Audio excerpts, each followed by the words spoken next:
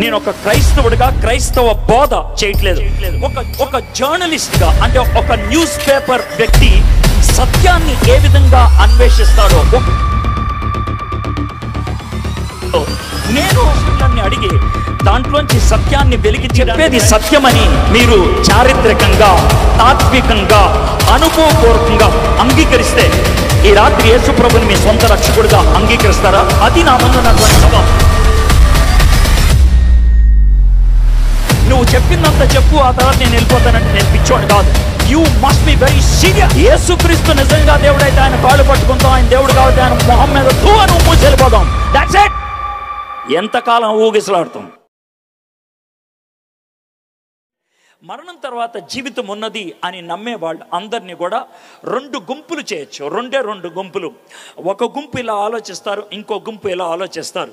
ఈ రెండు గుంపుల్లో ఒక గుంపు ఏమైనా ఆలోచిస్తారంటే మరణం తర్వాత జీవితం ఒక స్ట్రైట్ లైన్, ఒక తిన్నని గీతలాగా ఉంటుంది అని నమ్ముతారు. రెండో గుంపు వాళ్ళు లేదు, గుండ్రంగా చక్రంలాగా తిరుగుద్ది అని అంటారు.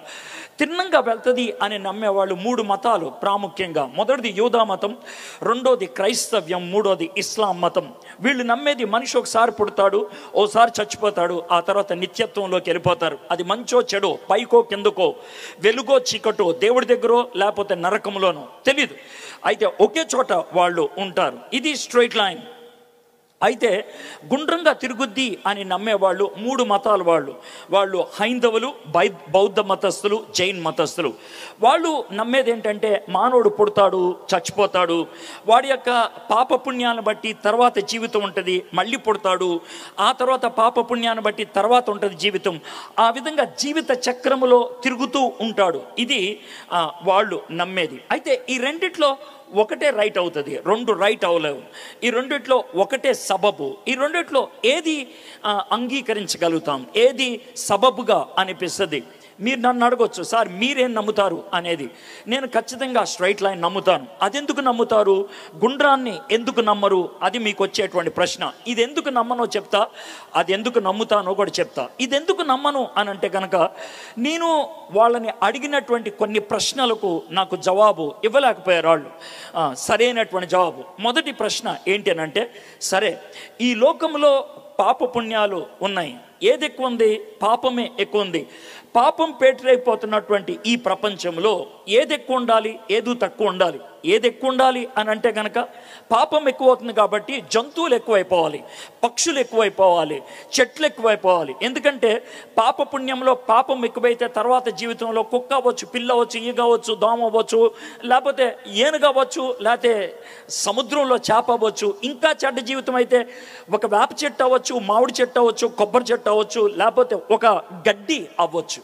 ఇది పరిస్థితి. అలాంటప్పుడు మనుషులు తగ్గాలి, జంతువులు, పక్షులు ఇవి పెరగాలి. కానీ మానవుడు ప్రస్తుతం చూస్తుంది అది కాదే.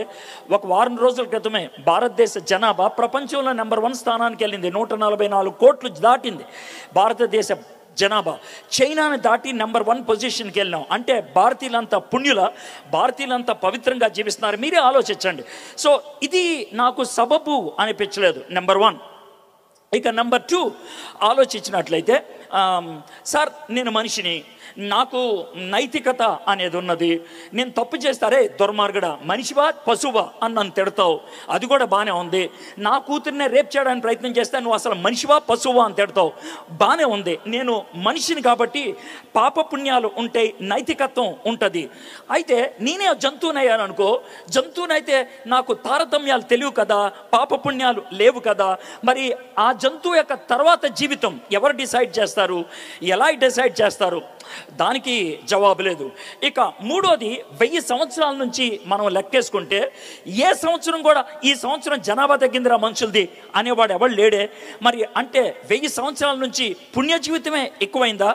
దీనికి జవాబు లేదు. నాలుగోది, గుండ్రం గీయటానికి ఒక చోట ఆరంభం ఉండాలి, ఒక చోట అంతం ఉండాలి. మరి ఆరంభం ఎక్కడా, అంతం ఎక్కడా? జవాబులు లేవు.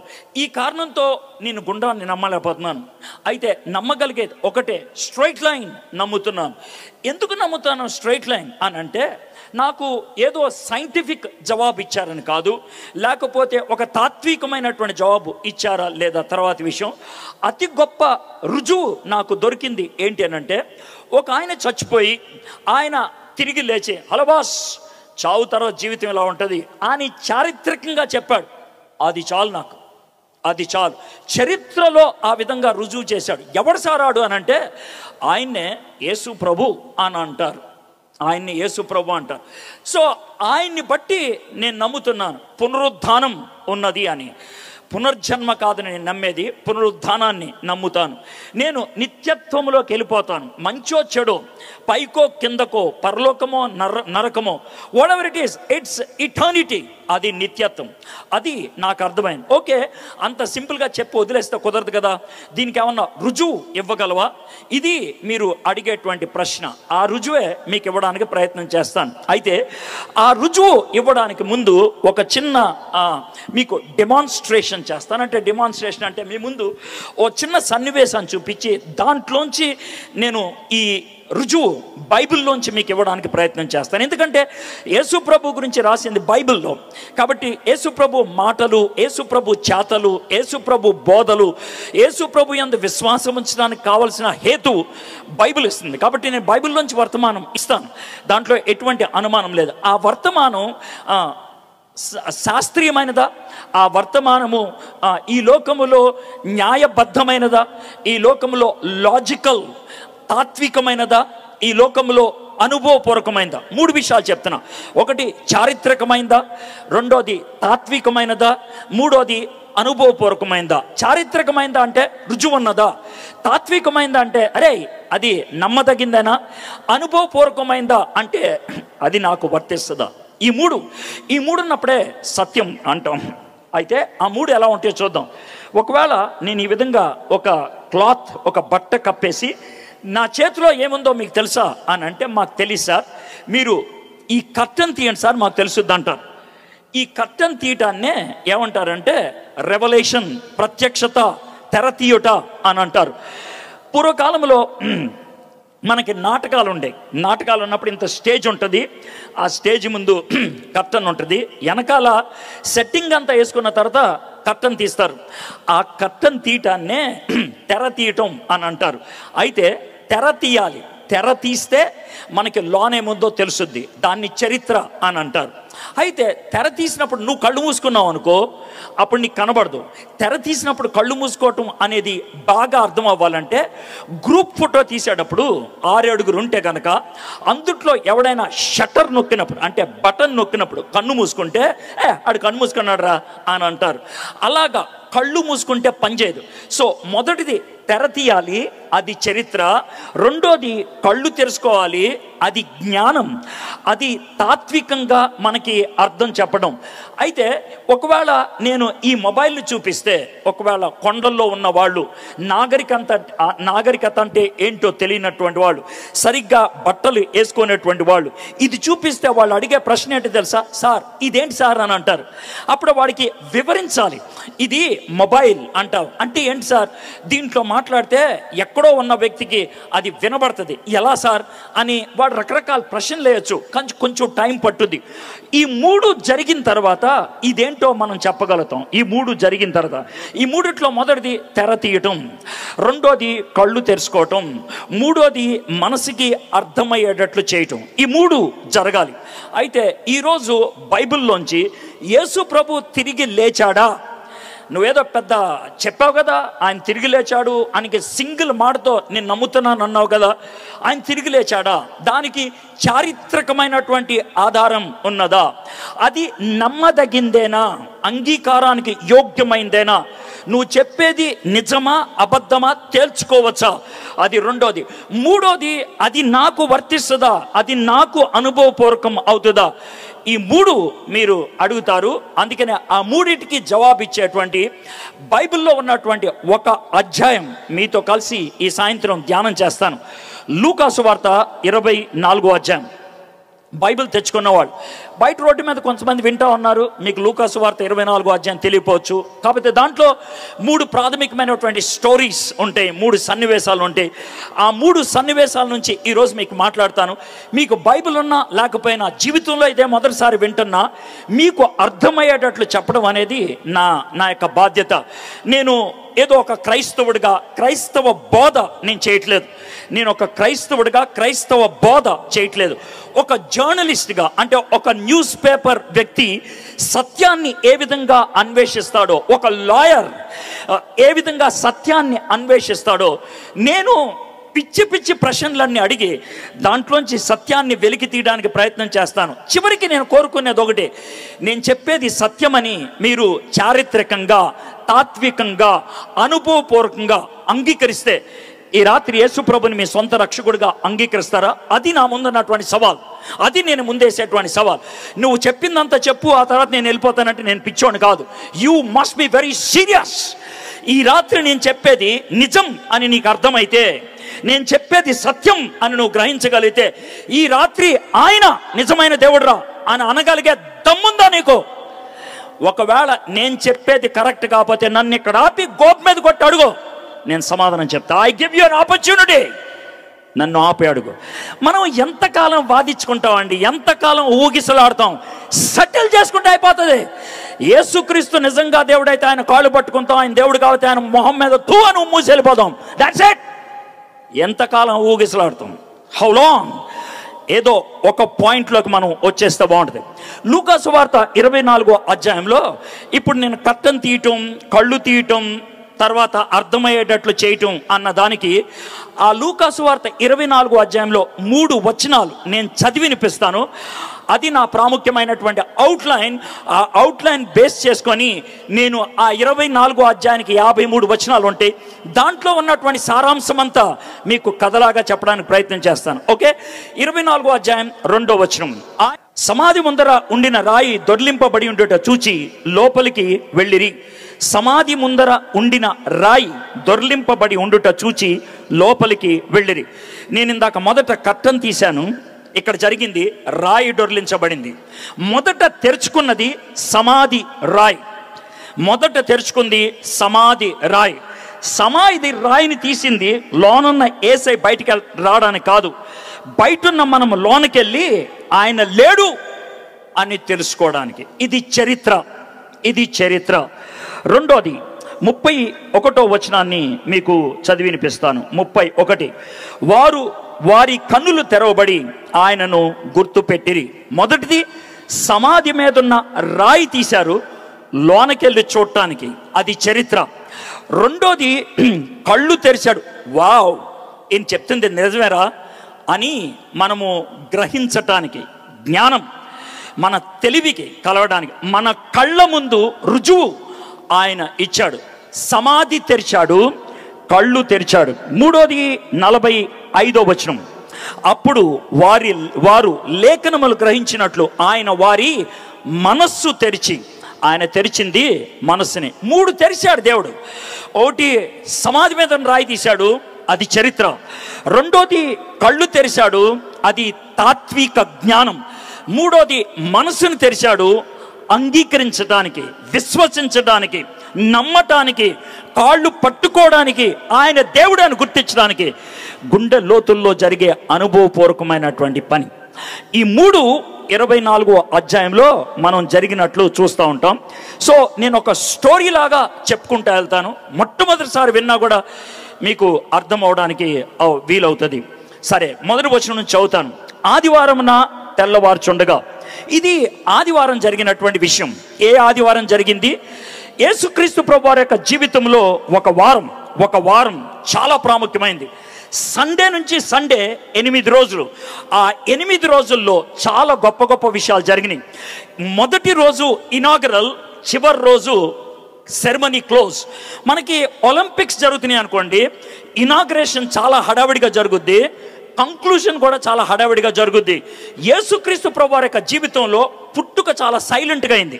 యేసుక్రీస్తు వారి జీవితంలో పుట్టుక చాలా సైలెంట్గా అయింది. యేసయ్య పుట్టినప్పుడు కొంతమంది గొర్రెలు కాసుకునే వాళ్ళకి మాత్రమే చెప్పారు.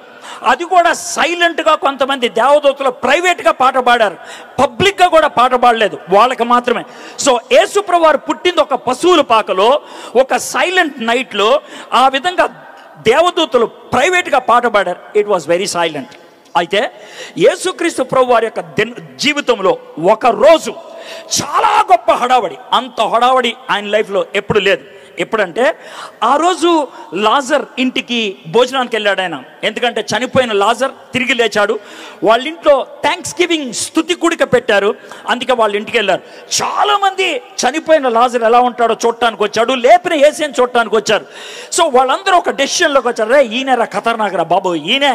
ఇక లాభం లేదని కనబడి చెట్లు కొమ్మలన్నీ నరికేసి వాళ్ళు ఊపేసుకుంటూ హోసన్నా హోసన్నా అంటే వాళ్ళ భాషలో యేసయ్య నువ్వే రక్షకుడివి, యేసయ్య నువ్వే రక్షకుడు అని అరుచుకుంటూ వెళ్ళిపోయి వాళ్ళ యొక్క చీరలు వాళ్ళ యొక్క బట్టలు రోడ్డు మీద పరిచేస్తే ఆయన గాడిద మీద నడుచుకుంటూ వెళ్తా ఉంటే ఈయన నడుచుకుంటూ వచ్చాడు. That is the greatest moment. అది ఒక విధంగా ఐపీఎల్ ఓపెనింగ్ సెరమనీ లాంటిది, ఒలింపిక్స్ ఓపెనింగ్ సెరమనీ లాంటిది. ఆ ఓపెనింగ్ సెరమనీలో యేసయ్య గ్రౌండ్లోకి ఎంటర్ అయ్యాడు. ఆయన గ్రౌండ్ యెరూషలేం, ఆయన గేమ్ యెరూషలేం, ఆయన ఫైట్ యెరూషలేం. యెరూషలేములో ఆట మొదలయ్యింది, బయట కాదు. ఆయన దెయ్యాలను ఎల్లగొట్టినప్పుడు కాదు ఆట మొదలైంది, చచ్చిపోయిన వాళ్ళని తిరిగి లేపినట్లు కాదు ఆట మొదలైంది. ఆట మొదలైంది యెరూషలేములో ఎంటర్ అయినప్పుడు. 4 రోజుల తర్వాత ఆయన మీద ఎఫ్ఐఆర్ ఫైల్ చేశారు, ఆయన లోన్ వేశారు. నైట్ ఆయనకి నాన్ బెయిలబుల్ వారెంట్ ఇచ్చేశారు, బయటకు రావడానికి వీల్లేదని. కోర్టు తర్వాత కోర్టు 3 కోర్టులు తిప్పారు, ఒక్క కోర్టుకి 2 సార్లు తిప్పారు. ఆయన మీద వాళ్ళు ఏ నేరం మోపలేపారు, కుదరదు ఈ నేసేయాలి. పొలిటికల్ ప్రెషర్ వచ్చింది. ఆ పొలిటికల్ ప్రెషర్ మధ్య ఆ జడ్జి గారు, ఆయన పేరు పిలాతయ్య అనేటువంటి జడ్జి గారు ఈ విధమైన జడ్జిమెంట్ ఇచ్చాడు. ఈయనలో ఏ దోషం లేదు, మీరు అడుగుతున్నారు కాబట్టి లేపేయండి అని. యేసుక్రీస్తు ప్రభు వారిని సిలువ మీద ఎక్కి చంపించేశారు. ఇది ఫ్రైడే జరిగింది. సిలువ మరణం అనేది త్వరగా రాదు. సిలువ మీద ఎక్కించినప్పుడు 2 చేతులకి తాళ్ళు కడతారు, కొద్ది మందికి మాత్రమే మేకులు కొడతారు. యూజువల్గా ఎవరికైనా తాళ్ళు కడతారు, కొద్ది మందికి మాత్రమే మేకులు కొడతారు. యేసుక్రీస్తు ప్రభు వారికి మేకులు కొట్టారు. ఎవరి నెత్తి మీద ముళ్ళ కంప పెట్టరు, కానీ యేసయ్య నెత్తి మీద ముళ్ళ కంప పెట్టారు. ఎవరిని కూడా కొరడతో కొట్టరు, కానీ యేసయ్యను కొరడతో కొట్టారు. ఎవరిని కూడా వాళ్ళ సిలువ మోయమనరు, యేసయ్య మాత్రం మోసాడు. ఇది యూజువల్ కాదు. యూజువల్గా అందరికీ జరిగినట్లు ఈయనకి జరగలేదు. ప్రత్యేకమైనగా ఈయన్ని ఎక్కువ శ్రమ పెట్టి గొల్గొతా కొండెక్కించి సిలువ ఎక్కించారు. పొద్దున 9 గంటలకి సిలువ ఎక్కించడం కార్యక్రమం అయిపోయింది. 3 గంటలకు కొంతమంది నాయకులు మళ్ళీ పిలాతయ్య దగ్గరికి వెళ్ళారు. అయ్యగారు ఏంట్రా వచ్చారు? సార్ ఆయన పోయాడు సార్. అదేంట్రా పొద్దున్నే కదరా సిలువేసింది, 6 గంటల్లో చచ్చిపోవటం ఏంట్రా? వెళ్ళి చెక్ చేయండి రా సరే ఆయన నిజంగా చచ్చాడో లేదో, ఒకవేళ చావపోతేదో పెద్ద గొడవరా. సార్ ఆయన సిలువ మీద ఉన్నాడు సార్. సిలువ మీద ఉంటే ఏమైంది, మీరు చెక్ చేయాలి వెళ్ళి సరే అని అంటే ఓకే సార్ వెళ్తాం అని అన్నారు. వాళ్ళు సిలువ మీద ఉన్నటువంటి యేసయ్య ఎలా చెక్ చేయాలి అర్థం కాలేదు. వాళ్ళు ఆలోచించి వాళ్ళకున్నటువంటి ఒక పద్ధతి ప్రకారం పొడవైనటువంటి ఈట ఒకటి తీసుకొచ్చి 4వ పక్కటెముకు 5వ పక్కటెముకు ఆ 2 మధ్యలోంచి పొడిచారు. నాకు తెలుసు నేను అలా చెప్తే మీలో కొంతమందికి వచ్చే రియాక్షన్, ఈడేదో అక్కడ ఉండి మొబైల్లో ఫోటో తీసి మాట్లాడినట్లు 4, 5 అంటున్నాడు రా, ఈడు మన చెవులో పెద్ద పువ్వు పెట్టేస్తున్నాడు రా అనే బ్యాచ్ ఉండొచ్చు. నాకు తెలుసు అలా అంటారని. అయితే నేను ఎందుకన్నానో కూడా చెప్తాను. నేను ఎందుకని బుర్ర అన్నప్పుడు ఎవడైనా ఎక్కడ పెడతాడు, బుర్ర లేదా అని ఇక్కడ పెట్టడు. అంటే బుర్ర ఇక్కడ ఉండదని మనకు తెలుసు. అదేవిధంగా మానవ శరీరంలో నీళ్లు ఎక్కడ ఉంటాయి, నీళ్ళేంటే మరి అదే చెప్తున్నా. వాళ్ళు పొడిసి ఈటను బయటికి లాగితే యోహాను సువార్త 19వ అధ్యాయం 35, 36 వచనాల ప్రకారం బయటికి రక్తము నీళ్లు వచ్చింది అని అన్నారు. బయటికి రక్తము నీళ్ళు ఎక్కడి నుంచి వస్తాయి? కేవలం ఇక్కడే వస్తాయి. ఎందుకు సార్ అంటే ఈ 2 మధ్యన 4, 5 పక్కటెముకలు ఉండేటువంటి భాగంలో ఇక్కడ ఒక సంచి ఉంటుంది. సంచి అంటరా పనికి మాలనోడా, లోన సంచి ఉంటుంవేంట్రా అని మీలో కొంతమంది అనుకోవచ్చు. మరి నేనేం చేయను, మనకు సంచి ఉంది. ఆ సంచికి డాక్టర్లు పెట్టే పేరు పెరికార్డియం. పెరి అన్న మాటకు అర్థం బయట, కార్డియో అంటే గుండెకాయ బయట ఉండేటువంటి ఒక సంచి. ఆ సంచిలో 6 లీటర్ నీళ్లు ఉంటాయి. ఎందుకుంటే ఆ నీళ్లు దాని మధ్యన మన గుండెకాయ ఉంటుంది, అది కొట్టుకున్నప్పుడు దానికి ప్రొటెక్షన్ దేవుడు మన సృష్టిలో మనకిచ్చినటువంటి దివ్యమైంది. అయితే దాన్ని పొడిచి బయటికి లాగితే ఆ పెరికార్డియంలో ఉన్నటువంటి నీళ్లు వచ్చినాయి, దాంట్లోకి రక్తపు ముక్కలు వచ్చి పడ్డాయి. రక్తము నీళ్ళల్లో కలవలేదంటే రక్తము ఇరిగిందని అర్థం. రక్తము ఇరిగిందంటే మనిషి పోయాడని అర్థం. అది వాళ్ళ యొక్క కంక్లూషన్. గోడెట్ అందుకనే వాడు చచ్చాడన్నారు. ఒకవేళ సార్ వాళ్ళకి సైన్స్ తెలియదు కదా, ప్రస్తుతం ఉన్న డాక్టర్లను అడుగుదాం సార్, ఏమండి పెరికార్డియంని పొడిచి బయటికి లాగితే నీళ్ళు వస్తాయా, నీళ్ళల్లో రక్తపు ముక్కలు ఉంటాయా అని అడిగితే వాళ్ళు ఇచ్చే జవాబు ఏంటి తెలుసా? బాబు మాకు ఒక సబ్జెక్ట్ ఉంటుంది, దాన్ని ఫోరెన్సిక్ సైన్స్ అని అంటాం. ఈ సబ్జెక్ట్ ఎందుకు చదువుతాం తెలుసా? పోస్ట్ మార్టం కేసులో విషయాలు తెలుసుకోవడానికి. ఒకవేళ గుండెకాయ దగ్గర కోసి పెరికార్డియంలో రక్తపు ముక్కలు ఉంటే మేము చెప్పేటువంటి మాట ఒకటే, రిపోర్ట్లో రాసే మాట ఒకటే, ఈ వ్యక్తి హార్ట్ అటాక్ వచ్చి లేదా హార్ట్ ఫెయిల్ అయ్యి చచ్చిపోయాడని. సార్ హార్ట్ అటాక్ వచ్చినా హార్ట్ ఫెయిల్ వచ్చినా అయినా పెరికార్డియం సంచులోకి రక్తపు ముక్కలు వచ్చి పడతాయా? ఎస్, అప్పుడు ఒక్కసారే పడతాయి, ఇంకెప్పుడు పడవు. సో యేసయ్య చచ్చిపోయాడు శుక్రవారం 3 సో ఆయన కోసం ఇద్దరు వచ్చారు. సార్ చచ్చిపోయాడు కదా సార్, ఆయన బాడీ ఇచ్చేసాను సార్, మేము పాతెట్టుకుంటాం అని అన్నారు. వాళ్ళిద్దరు కొంచెం పాపులారిటీ ఉన్నవాళ్ళు, సెలబ్రిటీస్, కొంచెం పేరున్న వాళ్ళు, కొంచెం పొలిటికల్గా హడావుడి చేసేవాళ్ళు. బాడీ ఇచ్చేశారు. వాళ్ళు గబగబా యేసుప్రభుని పాతి పెడతానికి వెళ్ళిపోయారు. వాళ్ళు పాతి పెట్టడానికి ఏం చేస్తారంటే 9 అడుగులు పొడవు 3 అడుగులు వెడల్పున్న ఒక దుప్పటి మధ్యలో యేసయ్యను పడుకోబెట్టి సమోసా చుట్టినట్లు చుట్టేసి పైన మనం ఫెవిక్విక్ పెడతాం కదా, ఫెవిక్విక్ పెట్టిన ఒక 5 నిమిషాలకి అది ఎండిపోతే అతుక్కుపోద్ది కదా. వీళ్ళు పైన బట్ట పైన బోళము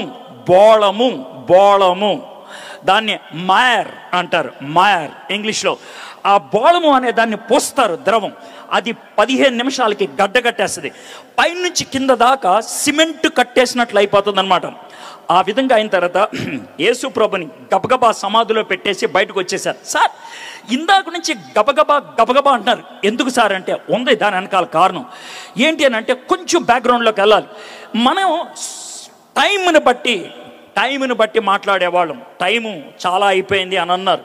ఈసారే 2000 సంవత్సరాల క్రితం ఉంటే కనుక టైం అయిపోయింది అని ఉండేవాడు కాదు, చచ్చిపోయారు ఇప్పుడు అని అంటారు. ఎందుకంటే సాయంత్రం 7 అయితే ఎవడు రాడు బయటికి. ఇప్పుడు మనమైతే వస్తాం, ఎందుకంటే మనకి గడియారం బట్టి టైం లెక్కలోకి వస్తుంది, గడియారాన్ని బట్టి. వాళ్ళకి గడియారాన్ని బట్టి కాదు, సూర్యుడిని బట్టి. మనకి గడియారాన్ని బట్టి రాత్రి 12 గంటలకి హ్యాపీ బర్త్డే చెప్తాం, రాత్రి 12 గంటలకి హ్యాపీ న్యూ ఇయర్ చెప్తాం. కానీ ఆ కాలం సూర్యుడిని బట్టి మాట్లాడతాడు. సూర్యుడు కిందకి దిగితే రోజు అయిపోయింది, రోజు అయిపోయింది. సో సాయంత్రం 6 నుంచి పొద్దున్న 6 దాకా రాత్రి, పొద్దున్న 6 నుంచి సాయంత్రం 6 దాకా పగలు. ఒక రాత్రి ఒక పగలు అయితే కనుక ఒక రోజు. సార్ ఇది యూదులకేనా అంటే కాదు, ప్రపంచమంతా అదే పద్ధతి. ఎలాగూ అని అంటారేమో. మనం పూర్వీకులు ఒక కార్యం జరిగినప్పుడు ఎవరైనా ఇంటికి వెళ్తే వాళ్ళు ఉపయోగించే పదం ఏంటి తెలుసా?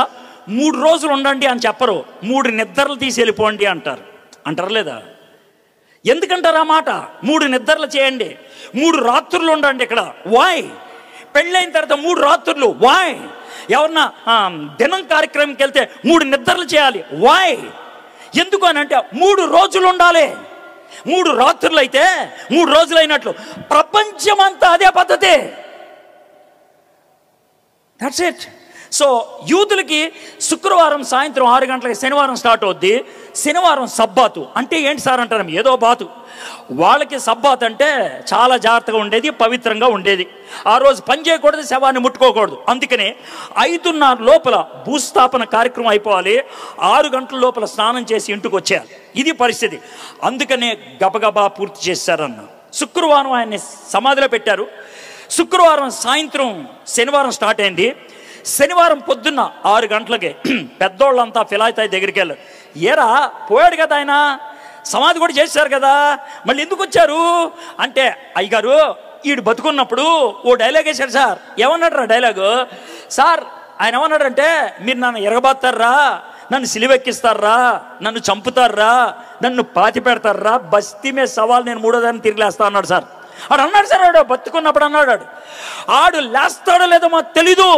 వాడు లేవకుండా ఎవడన్నా శవాన్ని ఎత్తుకెళ్ళిపోతే మనం ఏం చేయాలో తెలియదు సార్. కాబట్టి మీరు ఏదో ఒకటి చెప్పండి అంటే, నేనేం చేయనురా, 1.5 టన్ను బరువు రాయి పెట్టారు కదా, దాన్ని తొయ్యటం కష్టం కదరా, ఓ పని చేయండి రా, చుట్టూ సెక్యూరిటీ గార్డ్ని పెట్టండి.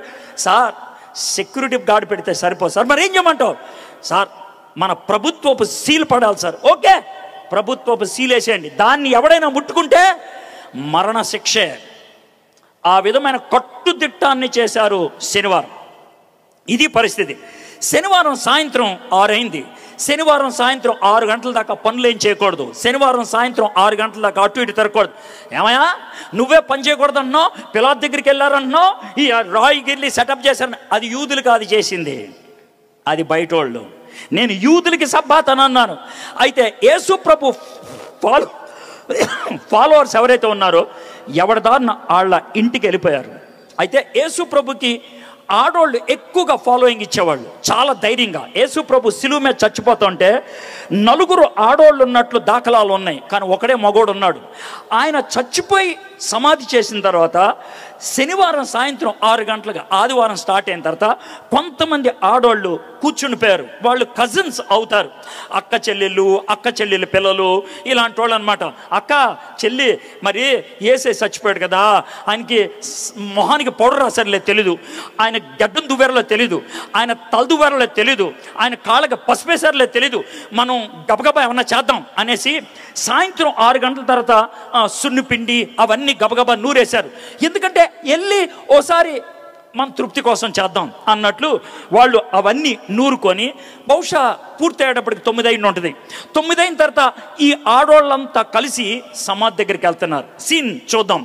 ఆదివారం తెల్లవారుచుండగా ఆ స్త్రీలు తాము సిద్ధపరిచిన సుగంధ ద్రవ్యములు తీసుకొని సమాధి వద్దకు వచ్చి, ఆ స్త్రీలు 4 పేర్లు మత్తయి రాశాడు, ఈయన రాయలేదు. ఈయన ఎందుకు రాయలేదంటే లూకా రాసేది జనానికి, ప్రపంచానికి, ఆడెవడితే నీకే అమ్మాయిలు.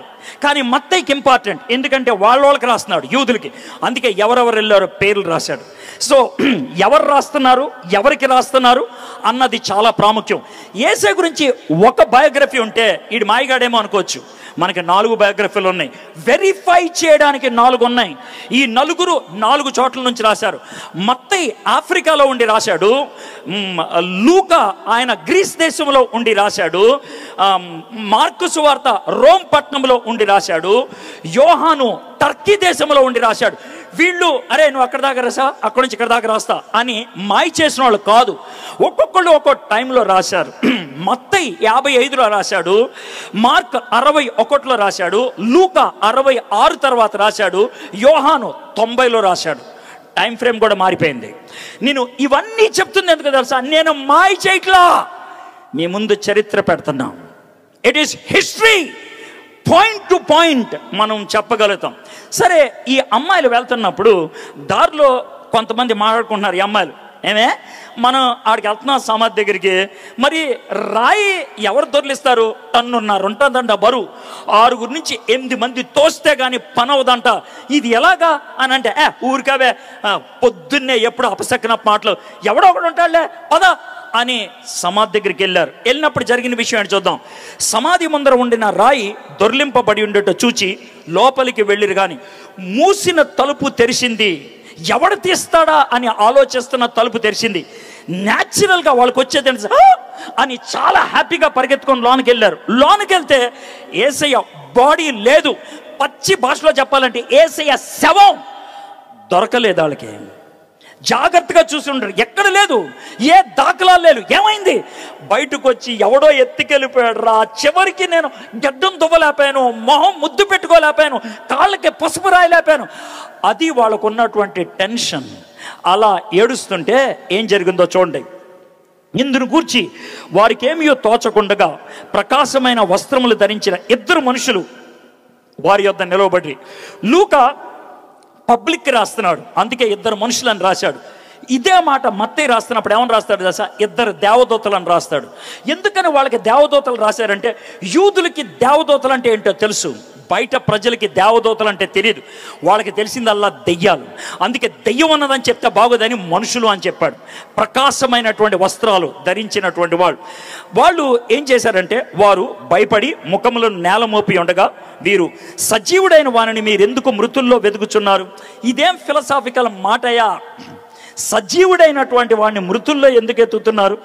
బతుకున్న వాడిని సమాధిలో ఎందుకు ఎత్తుతున్నారు? లేచున్న వాడిని సమాధిలో ఎందుకు ఎత్తుతున్నారు? వీళ్ళకి ఆ టెన్షన్లో, ఆ బాధలో అర్థం కాగా సొల్లు కొట్టకుండా చెప్పా, ఏమైంది ఆయన బాడీ, ఏమైంది ఆయన బాడీ, ఇలాగా అరిచారేమో. అప్పుడు వాళ్ళు ఇచ్చినటువంటి జవాబు, ఆయన ఇక్కడ లేడు. ఇక్కడ లేడంటే అర్థం ఏంటి, ఎవరినైనా తీసుకెళ్ళాడా? ఆయన లేచున్నాడు అంటే ఆయన లేచాడు. ఇది ఎలా నమ్మాలయ్యా? మీకు అర్థం కావట్లేదా? చూడండి, ఆయన ఇక్కడ లేడు, లేచున్నాడు. ఆయన ఇంకా గలిలీలో ఉండినప్పుడు మనుష్య కుమారుడు పాపిష్ఠులైన మనిషి చేతికి అప్పగింపబడి సిలువ వేయబడి 3వ దినమంది లేవలసినదని ఆయన మీతో చెప్పిన మాట జ్ఞాపకం చేసుకున్నాడని వారితో అనరే. మీకు మైండ్ దొబ్బిందా? ఏం చెప్పాలి మీకు? మీరు గలిలీలోంచి యెరూషలేంలోకి వస్తున్నప్పుడు ఆయన మొట్టమొదటిసారిగా ఏమన్నాడు? నేను యెరూషలేంకి వెళ్తున్నాను, అక్కడ నన్ను పట్టుకుంటారు, నన్ను ఎరగబాస్తారు, నన్ను చంపుతారు, నన్ను సమాధి చేస్తారు, 3వ దినాన్ని నేను తిరిగి లేస్తా. చెప్పలేదైనా? చెప్పినట్లే జరిగిందా? చెప్పినట్లే జరిగింది. ఇది కొత్త విషయం కాదు. ప్లాన్ ఆఫ్ యాక్షన్ అదే, ప్లాన్ అదే, చెప్పినట్లే జరిగింది. ఈ ఆడవాళ్ళకి ఓ పట్టాన్న అర్థం కాదు, ఏవరా చెప్తున్నారు అని అనుకుని ఉంటారు. అయితే మత్తయి రాస్తాడు, ఆ విధంగా ఏడుస్తుంటే యేసయ్య వాళ్ళ దగ్గరకు వచ్చి మగ్దలేని మరియతో మాట్లాడాడు. అది ఇక్కడ రాయలే, ఎందుకంటే ఇలా చెప్తే అర్థం కాదని. ఆ తర్వాత యేసయ్య అంటాడు, వెళ్ళి నువ్వు మనోళ్ళతో చెప్పు అని. అయితే ఒక ఆడదానికి చెప్పాడు యేసయ్య, నువ్వు వెళ్ళి మగోళ్ళకి చెప్పని. ఒక ఆడదానికి. ఇది చాలా ఇంట్రెస్టింగ్ థింగ్. ఎందుకో తెలుసా? ఆడది చెప్పే మాటలు యూదులు నమ్మరు, ఆడది చెప్పే మాటలు రోమీలు నమ్మరు. ఆడది చెప్పే మాటలు యూదులు ఎందుకు నమ్మరంటే ఆడదాన్ని తక్కువగా చూస్తారు. ఆడది చెప్పే మాటలు రోమీలు ఎందుకు నమ్మరంటే వాళ్ళు కుక్కతో సమానంగా ఆలోచిస్తారు. కాబట్టి ఇద్దరు నమ్మరు. కానీ ఏసేమన్నానంటే నువ్వు ఆడదానివైనా నువ్వు వెళ్ళి చెప్పు అన్నాడు. ఇది నెగటివ్. అయితే పాజిటివ్ ఏంటో మీకు చెప్తాను. ఒకవేళ ఇదే మాట ఒక మొగోడికి చెప్పంటే ఆడు చెప్పడు. ఎందుకంటే మన ఇళ్లలో జరిగేటువంటి విషయం మొగోళ్ళకి ఏమైనా తెలిస్తే వాళ్ళు లోనే ఉంచేసుకుంటారు, చాలా గంభీరంగా పెడతారు. ఒకవేళ గొడవ అయిపోయిన తర్వాత ఏమండి అంటే నాకు తెలిసే. మరి తెలిస్తే ఎందుకు చెప్పలేదంటే చెప్పలేదులే, నీకెందుకని చెప్పలా, నువ్వు టెన్షన్ పడతావని చెప్పలా. అక్కడ కూడా ఎదో ఫేస్ పెడతారు మగోళ్ళు, ఎదో ఫేస్ చెప్పకుండా. అంటే మాకు ఇన్ఫర్మేషన్ ఉంది కదా, మేము గ్రేట్. అది మగ బుద్ధి. అందుకే దేవుడు చాలా క్లాసిక్గా మగోళ్ళకి కాకుండా ఆడవాళ్ళకి చెప్పారు. ఎందుకంటే ఆడవాళ్ళకి చెప్పితే ఆగదది, చెప్పేదాకా వాళ్ళకి తృప్తి ఉండదు. చెప్పామా అమ్మాయా, అందుకనే ఆడవానికి చెప్పాడు, నువ్వు వెళ్ళి చెప్పమ్మా అని. ఆవిడ పరిగెత్తుకుంటే వెళ్ళిపోయింది. అవతలోడు ఏమనుకుంటాడు నాకు అనవసరం, అవతలోడు ఎలా తీసుకుంటాడు నాకు అనవసరం. అయ్యా యోహానయ్యా పరిగెత్తుకుంటే, ఏం పిన్ని ఏమైంది? అయ్యా యోహానయ్యా చెప్పాలయ్యా. పేతురులోకి వస్తాడు, ఆంటీ చెప్పండి అని అంటే, రాయ్యా మీ ఇద్దరు నుంచోండి, విషయం చెప్పాలయ్యా. రాత్రి మేము ఆడవాళ్ళంతా సమాధి దగ్గరికి వెళ్ళాము ఆంటీ, మేము వెళ్ళొద్దన్నాం కదా ఆంటీ, ఏమైంది ఆంటీ చెప్పండి అంటే, అయ్యా మేము అన్ని సుగంధ ద్రవ్యాలు చేసుకొని వెళ్ళామయ్యా, వెళ్ళేటప్పుడు దారిలో మాకు చిన్న గొడవ కూడా అయిందయ్యా, రాయి ఆవిడ తీస్తాడని. అక్కడికి వెళ్ళేటప్పటికి రాయి తీసేసి ఉందయ్యా. ఆంటీ రాయి తీసారా అంటే, ఒక్క నిమిషం ఆగండి, మేము ఏసేని చూడొచ్చని లోనికి వెళ్ళామయ్యా, ఏసే కనబడలేదా. అయ్యో ఆంటీ ఏమైందంటే, మేము అలాగే బాధపడ్డామయ్యా, వెళ్ళిపోయాడు అనుకున్నావా. అయితే ఇద్దరు దేవదూతలు వచ్చారయ్యా, వచ్చామన్నారంటే ఆయన ఇక్కడ లేడు, లేచి ఉన్నాడు అన్నాడు. గలిలీలో ఉన్నప్పుడు మనతో చెప్పిన మాట గుర్తు చేశారయ్యా. ఏమోనయ్యా అర్థం కావట్లేదయ్యా బాబు. మా తర్వాత ఏసే వచ్చాడు. ఆంటీ మీరు పిచ్చి పిచ్చిగా మాట్లాడదాం. అవునయ్యా ఆంటీ మీ మైండ్ ఏమైనా దొబ్బిందేమో. లేదయ్యా ఏసే మాకు వచ్చి మాట్లాడాడు. మీలో కొంతమందికి ఏంటి సార్ మైండ్ దొబ్బింది, ఇలాంటి మాటలు ఉపయోగించేస్తున్నారు, తప్పు కదండి అంటే కరెక్ట్గా అదే మాట ఉంటుంది. చూడండి 11వ వచనం. అయితే వారి మాటలు వీరి దృష్టికి వెర్రి మాటలుగా కనబడిన కనుక వీరు వారి మాటలు నమ్మలేదు. వెర్రి మాటలు అంటే మీకు అర్థం కాదేమో, ప్రస్తుత కాలానికి ఉపయోగించే డైలాగ్ అంటే తెలుసా? ఎరా నీకేమన్నా మెంటలా, నీకేమన్నా మైండ్ దొబ్బిందా? అరే నువ్వు మనిషివేనా? ఏం ఆలోచన రాదే, చచ్చినోడు ఎలా తిరిగి వస్తాడు రా, ఛీ. అది వాళ్ళు ఉపయోగించిన డైలాగ్, అది ఉపయోగించింది. ఎవరు ఉపయోగించారు ఈ మాట? పేతురు యోహాను ఉపయోగించారు. అన్నా మీరు వెళ్ళి చూడండి అన్న అంటే పరిగెత్తుకుంటా సమాధి దగ్గరికి వెళ్ళారు. యోహాను సమాధి మీద ఉన్న రాయి పక్కకు డొర్లిని చూసి ఆంటీ చెప్పింది నిజమే అని ఆగిపోయాడు. కానీ పేతురు మాత్రం లోనికి వెళ్ళాడు. లోనికి వెళ్తే ఆయనకు విచిత్రమైన సన్నివేశం కనబడింది. ఏంటి ఆ సన్నివేశం అంటే, షర్టుకి గుండెలు అలాగే ఉన్నాయి, ప్యాంటుకి జిప్ అలాగే ఉంది, కాళ్ళకి సాక్స్ అలాగే ఉన్నాయి, కాళ్ళకి చెప్పులు అలాగే ఉన్నాయి, బాడీ ర్యాప్ చేసింది అలాగే ఉంది, కానీ లోన బాడీ లేదు. దొంగతనం ఎవడు ఎలా చేయడురా, ఇదేదో విచిత్రం, ఎవడు చేయలేడు, ఇదేదో విచిత్రం. కానీ వాళ్ళు నమ్మలేరు. కానీ ఇది స్టోరీ నెంబర్ 1. ఈ అంటే మీలో కొంతమంది ఈ స్టోరీ అని చెప్తున్నాడంటే సన్నివేశం నెంబర్ 1. పోనీ ఒక విధంగా సీన్ నెంబర్ 1. దేవుడు సమాధి తీశాడు. ఎందుకో తెలుసా? యేసయ్యని లోన్ నుంచి బయట తీసుకురావడానికి కాదు, యేసయ్య రండి అంటానికి కాదు, మనల్ని లోనకి వెళ్ళి సమాధి ఖాళీగా ఉంది, సమాధి ఖాళీగా ఉంది.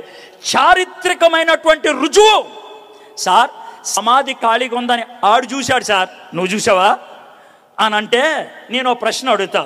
మీరు 3వ క్లాసులో ఈ పాఠం చదువుకుంటారు. ఏమనంటే మనము సూర్యుడు చుట్టూ తిరుగుతున్నామని. నువ్వు చూసావా? ఎలా నమ్ముతున్నావు సార్? వాళ్ళు శాస్త్రవేత్తలు రాశారు సార్. మరి ఈడు కూడా రాసింది వీళ్ళే రాశారు. మొన్నే 132వ గొప్ప జన్మదినం చేసుకున్నారు. ఎవరిది? బాబాసాహెబ్ అంబేద్కర్ది. ఎక్కడ పడితే అక్కడ రాసిన మాట్లాడి తెలుసా? భారత రాజ్యాంగ నిర్మాత. నువ్వు రాస్తుంటే చూసావా? ఆయన రాయటం నువ్వు చూసావా? ఎలా నమ్ముతున్నావు? ఏమాడతావా? చరిత్ర, ఇది చరిత్ర, అది శాస్త్రం. మరి ఇదేంటో ఇదేమన్నా పురాణమా? ఎవడైనా చెట్టు కింద కూర్చొని రాసిందా? పెచ్చ మాటలు మాట్లాడదు. చరిత్ర చెప్తున్నప్పుడు ఇని నమ్మితే నమ్ము, లేకపోతే దబే.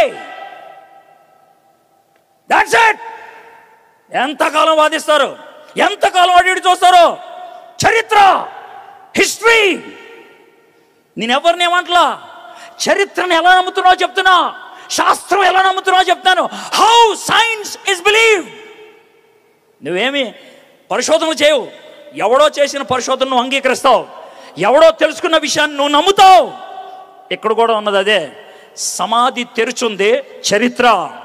లోనకెళ్ళి చూశారు, చరిత్ర. అయితే వాళ్ళు నమ్మలేదు. దాంతో అర్థమవుతుంది అది నమ్మేశారా అని సంకలు కొట్టుకుంటే మాయ చేశారని అర్థం. సత్యం అంగీకరించడానికి మెట్లుంటాయి, అవే మెట్లు ఇక్కడికి వెళ్ళాయి. దాంతో అర్థం అవ్వాలి మీకు ఇది కల్పించిన కథ కాదు అని. ఇది కల్పించిన కథ కాదు. రెండో సన్నివేశం 13 నుంచి 35 దాకా ఉంటుంది. ఈ సన్నివేశం ఏంటో మీకు చెప్తాను. యేసు ప్రభువారిని శుక్రవారం సాయంత్రం సమాధి చేశారు కదా. శనివారం అంతా యూదులు బయటికి రారు. ఆదివారం పొద్దున్న ఆ చుట్టుపక్కల గ్రామాల్లో ఉన్న వాళ్ళంతా యెరూషలేంకి వచ్చేసారు. ఎవరన్నా చచ్చిపోతే 3వ రోజు చేసే పని ఏంటి? చిన్నదినం. 3వ రోజు చేసే పని ఏంటి? జ్ఞాపకార్థ కూడిక. సో యేసు ప్రభుకి జ్ఞాపకార్థ కూడిక కోసం వచ్చేసారు. యెరూషలేంకి ఓ 12 కిలోమీటర్ల దూరంలో ఎమ్మాయి అనే ఒక ఊరుంది. అమ్మాయి కాదు, ఎమ్మాయి. ఆ ఊరిలో క్లైఫా అని ఒక ఆయన ఉన్నాడు, ఆయన భార్య ఉన్నారు. వాళ్ళిద్దరు కూడా వచ్చారు. వస్తే యెరూషలేంకి వచ్చారు. వాళ్ళకి ఈ జ్ఞాపకార్థ కూడిక ఉంటుంది అనుకున్నారు, మెమోరియల్ సర్వీస్ ఉంటుంది అనుకున్నారు. అయితే వచ్చేప్పటికి అంత గందరగోళంగా ఉంది. అన్నా ఏంటన్నా పరిస్థితి అని అంటే, పరిస్థితి ఏం లేదన్నా, విషయం ఏంటనంటే మన ఆడవాళ్ళు రాత్రి వెళ్ళారు కదా సమాధి దగ్గరికి రాత్రి ఆడవాళ్ళు వెళ్తే సమాధి మీద రాయి తీస్తుంది. చుట్టూ ఉన్న సెక్యూరిటీ గార్డులు లేరు. లోనకి వెళ్తే శవం లేదు. మగ్ధలేని మరికి యేసయ్య కనబడ్డాడంట.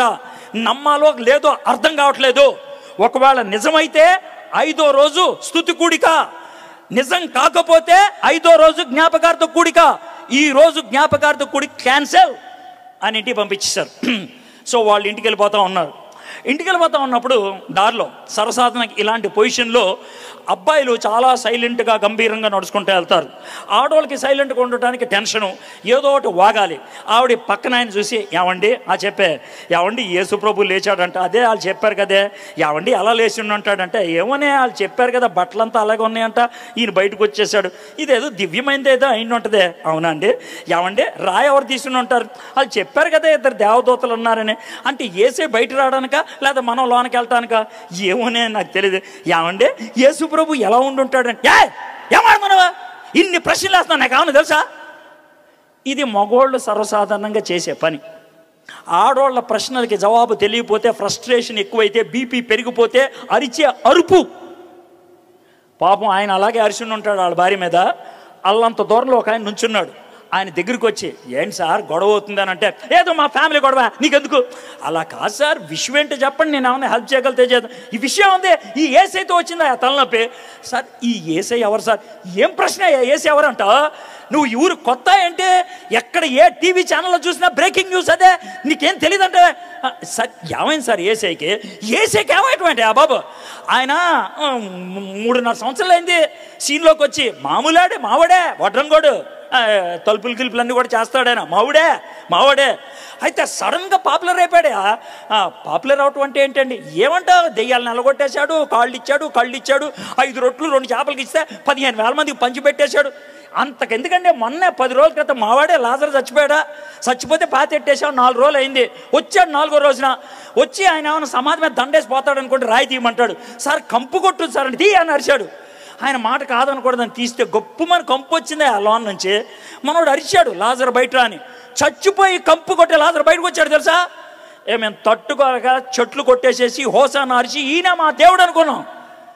ఎఫ్ఐఆర్ బుక్ చేశారు, లోన్ వేసేసారు, శిలువ మీద ఎక్కించి చంపించేశారు. మేము చాలా బాధపడ్డాం. అయితే అసలు విషయం చెప్తాం ఏంటండి, శిలువ ఎక్కి చచ్చిపోయాడా, సమాధి చేసామా, అయిపోతే బాగుండేదా? లేచాడంటయ్యా బాబు. ఆయన లేచాడా కాదో అర్థం కావట్లేదయ్యా. ఇప్పుడు మేము జ్ఞాపకార్థ కూడికి పెట్టుకోవాలా, స్తుతి కూడికి పెట్టుకోవాలా, అర్థం కావట్లా.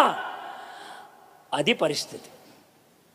ఇలాంటి సిచ్యువేషన్లో ఆ పక్కన వచ్చినటువంటి వ్యక్తి మాట్లాడేటువంటి మాటలు చూద్దాం. 25వ వచనం. అందుకు ఆయన ఎవరు కాదు, యేసయ్య. వీళ్ళు గుర్తుపట్ల. అందుకు ఆయన, అవివేకులారా, ప్రవక్తలు చెప్పిన మాటలన్నిటినీ నమ్మని మందమతులారా. అవివేకులు అంటే సంకలో గొడుగు పెట్టుకొని తడుచుకుంటూ వెళ్ళిపోయే బ్యాచ్, అది అవివేకులు అంటే. వర్షంలో మామూలుగా తడుచుకుంటూ వెళ్తే ఎవరికైనా జాలి, వర్షంలో ఎవడైనా గొడుగు పెట్టుకొని వెళ్తే కనుక సూపరు. వర్షంలో సంకలో గొడుగు పెట్టుకొని వెళ్ళిపోతే ఆడిని పెచ్చారనిగా, బుద్ధి లేదనిగా అని అంటారు. మా తాతయ్య అక్కడ ఉండేవాడు. మా తాతయ్య అంటే మా అమ్మగారి తరపున తాతయ్య. ఆయన పేరు వర్ధానం గారు కెమిస్ట్రీలో గొప్ప దిట్ట. 1990 వరకు కూడా ఇంటర్మీడియట్ కెమిస్ట్రీ టెక్స్ట్కి ఆయన ఆథరు. అంత గొప్ప తెలియగలవాడు. అయితే ఆయనకి మతిమరుపు ఎక్కువ. ఒకసారి అంట స్పీడ్గా సైకిల్తో పరిగెడుతున్నాడంట. సార్ స్పీడ్గా సైకిల్తో పరిగెడుతున్నాడు, ఏమైంది సార్, పంచర్ ఏమన్నా అయిందా, లేకపోతే బ్రేక్ ఏమన్నా అయిందా అని అంటే, సైకిల్ ఎక్కాలి కదా అని ఎప్పుడు ఎక్కాడంట. మతిమరుపు లెవెల్ అది, మతిమరుపు లెవెల్ అది. అవివేకులారా, చెప్పారు కదా ప్రవక్తలు ఏం చెప్పారు? క్రీస్తు ఈలాగు శ్రమపడి తన మహిమలో ప్రవేశించడం అగత్యం కదా అని వారితో చెప్పాను. మోషేయు సమస్త ప్రవక్తలను మొదలుకొని లేఖములన్నిటినీ తన్ను గూర్చిన వచనముల భావమును వారికి తెలిపాను. ఇలాగ చెప్పుకుంటాడట. బాగా చెప్తున్నావయ్యా, చాలా బాగా చెప్తున్నావు, నువ్వు చెప్తుంటే ఇంకా బాగా వినాలని ఉంది, కానీ మా ఇల్లు వచ్చేసిందయ్యా, మా ఇంటికి వెళ్తాం. అవును, ఈ ఊర్లో ఎక్కడుంటా? నాకెవరు లేరండి ఈ ఊర్లో. అవునా, మీ పిన్ లేదా? లేదయ్యా. మీ పెద్దనాన్న ఉన్నాడా? లేదు. మరి ఎక్కడుంటావు? ఎక్కడో చోట ఉంటానులే. భలేవాడివి ఎంతసేపు మాట్లాడొద్దా, మా ఇంట్లోకి రా, మా ఇంట్రా అని గబగబా ఇంట్లో తీసుకెళ్ళారు. ఏం జరుగుతుంటుంది? ఈ ఆడవాడు గబగబా కిచెన్లోకి వెళ్ళి చపాతీలు చేసి ఉంటుంది. ఈ మొగాయన అయ్యా కొంచెం బాత్రూంలోకి వెళ్తాం, మొహం కడుక్కుంటావా, కాళ్ళు చేతులు కడుక్కుందా అని కింద చాపేస్తారు. చాప మీద కూర్చుంటారు. వెనకాల గుండ్రంగా ఉండే దిండు ఉంటుంది, దాని మీద చేతులు పెట్టుకొని కూర్చుంటారు. వీళ్ళిద్దరూ మగవాళ్ళు పెచ్చాపాడి మాట్లాడుకుంటూ ఉంటుంటారు. ఈలోగా ఆడదల్లి 3 రొట్టెలు చేసుకొని వచ్చుండి ఉంటుంది. వాళ్ళు సర్వసాధారణంగా చేసే పని ఏంటంటే 3 రొట్టెలు పెడతారు అక్కడ. ఒక కప్పులో పెసల పప్పు, పెసల్ని బాగా నూరి దాంట్లో ఎల్లుల్లిపాయ, అల్లం, కొంచెం పచ్చిమిరపకాయలు, కొంచెం ఉప్పు వేసి బాగా రుబ్బి దాంట్లో వేడిగా ఉన్నటువంటి ఆలివ్ నూనె పోస్తారు. దాన్నే హమ్మూస్ అంటారు. అది సర్వసాధారణంగా ప్రతి వాళ్ళు వాడేది అదే. కొంచెం గప్పోళ్ళు ఎవరు ఉంటే కనుక చేపల ఫ్రై పెడతారు పక్కన. అది మరి చేపల ఫ్రై పెట్టారు లేదు, కానీ ఆ 3 రొట్లు, ఆ హమ్మూసు అక్కడ పెట్టుండి ఉంటారు. ఈ వెనక్కి ఆనుకున్నటువంటి యేసయ్య, ఆ క్లైఫా ముందుకు వచ్చి ఉంటారు. ఆ ఆడదు కూడా కూర్చొని ఉంటుంది. వాళ్ళకి ఎవరన్నా పిల్లలు ఉంటే ఆ పిల్లలు కూడా వచ్చి కూర్చొని ఉంటారు. ఆ తర్వాత జరగాల్సిన విషయం ఏంటంటే, యూదులు చేసే పని, ఇంటి పెద్ద ఎవరైతే ఉంటారో ఆయన ఆ రొట్టెని తీసుకొని ఇలా పైకెత్తి, దేవా ఈ రొట్టె మాకు ఇచ్చినందుకు వందనాలు అని ఇరిచి కుటుంబానికి ఇవ్వాలి. అది ఆయన చేయాల్సిన పని.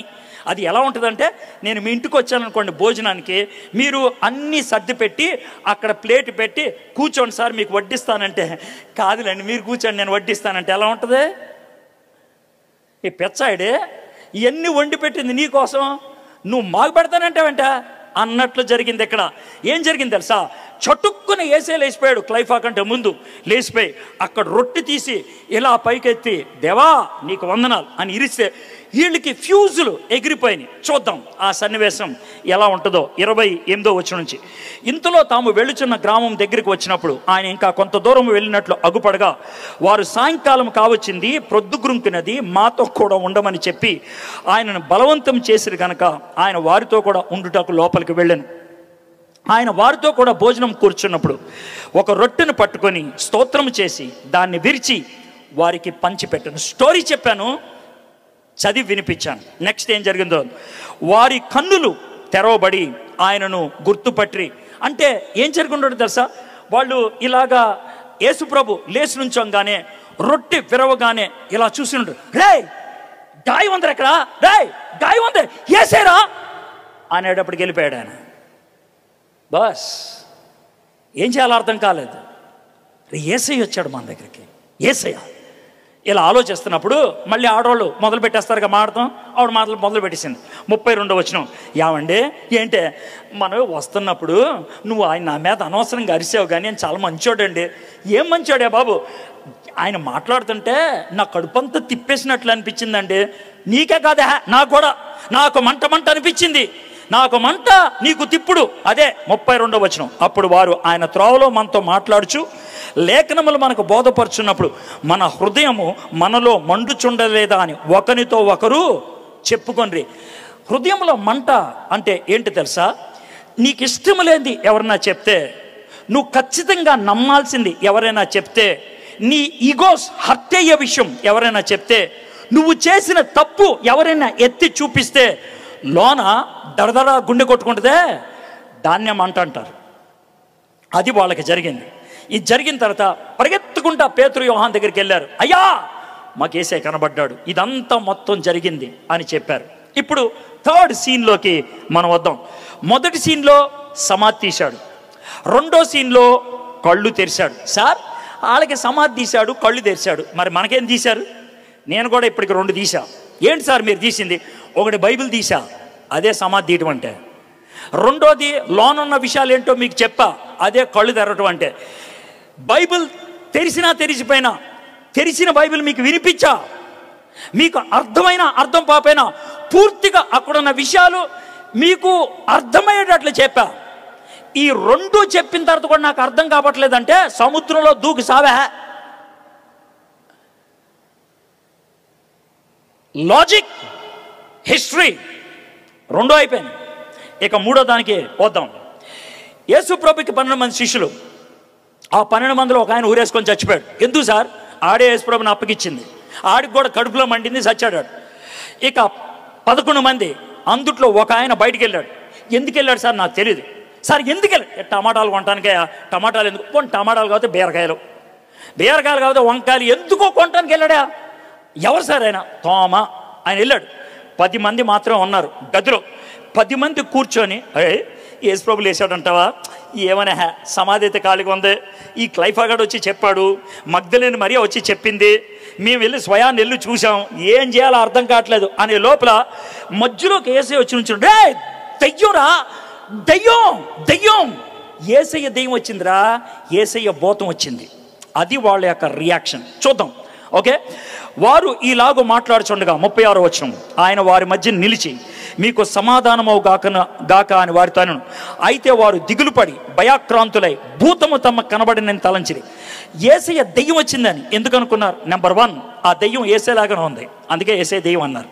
నెంబర్ 2, యేసయ్య చచ్చిపోయాడు, అందుకని దెయ్యం అయ్యాడు అనుకున్నారు. నెంబర్ 3, యేసయ్య తిరిగి లేచాడని నమ్మలేదు, అందుకే దెయ్యం వచ్చింది అన్నారు. నెంబర్ 4, గదికి తలుపులేసున్నాయి, ఆయన లోనికి వచ్చాడు, దెయ్యం ఒక్కటే ఆలయంలో వస్తుంది. ఈ 4 కారణాలతో వాళ్ళు యేసయ్య దెయ్యం వచ్చింది, అది వాళ్ళు అన్నటువంటి మాట. మై ఫ్రెండ్స్, బైబిల్ రాసినప్పుడు ఎగ్జాక్ట్ రియాక్షన్ రాస్తుంది. మాయ చేయదు బైబిల్, మాయ ఉండదు. ఎవడైనా అనుమానం వ్యక్తం చేస్తే ఆ అనుమానంగానే రాశారు. యేసయ్య ఎట్లా క్లారిఫై చేశాడో మనం చూద్దాం. అప్పుడు ఆయన, మీరెందుకు కలవరపడుచున్నారు? మీ హృదయంలో సందేహములు పుట్టనేలా?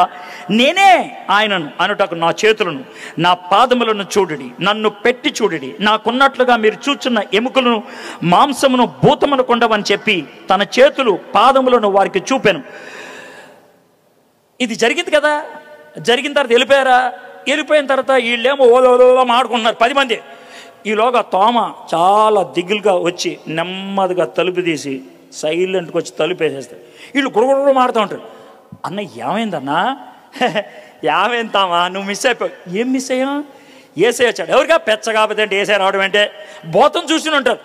లేదయ్యా, మేము యేసయ్యని చూసాం. యేసయ్యని చూసామంటాను గ్యారంటీ ఏంటి? ఆయన షర్ట్ ఎత్తి చూపించాడు, గాయాలు చూపించాడు చేతికి. మాతో చేపల ఫ్రై తిన్నాడు, మేము వండింది, మాతో ఇవన్నీ చేశాడు, అందుకు నమ్ముతున్నాం. అలా అయితే నాకు కూడా అవి జరగాలి. తప్ప మనం దానికో డైలాగ్ పెట్టేశాం, అనుమానించే తోమ అని. ఎందుకు అనుమానం?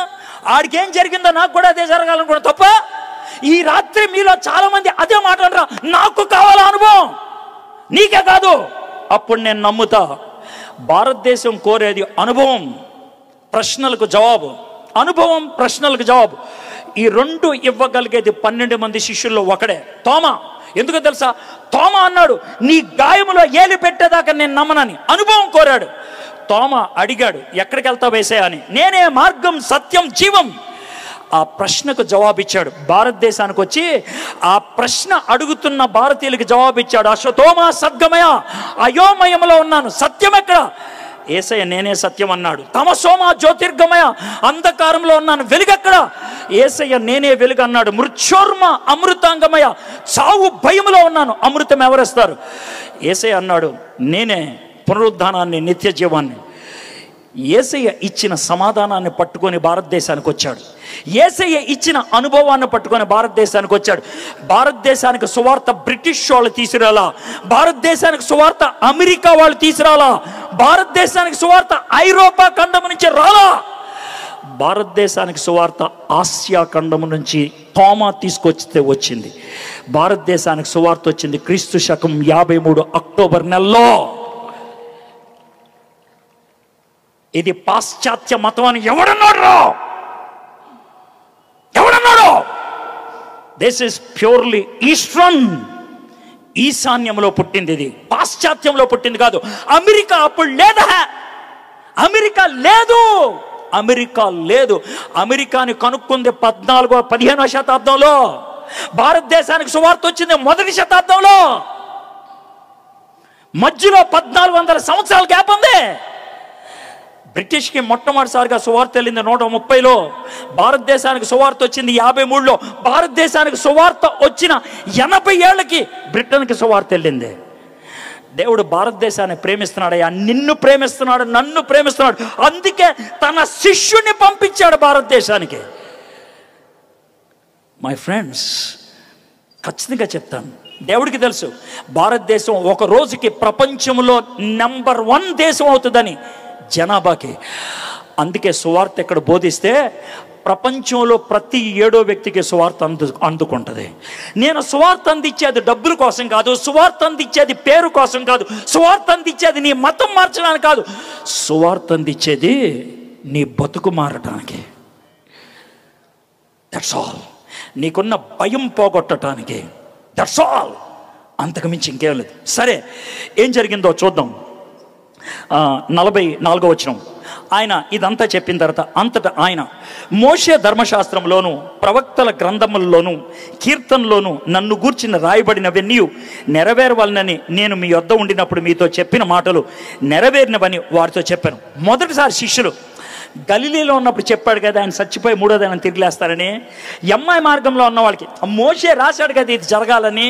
శిష్యులకి యేసయ్య ఇది జరగాలని నేను చెప్పాను కదా. ముగ్గురికి ఒకే ఒక రుజువు ఇచ్చాడు. ఏంటా రుజువు తెలుసా?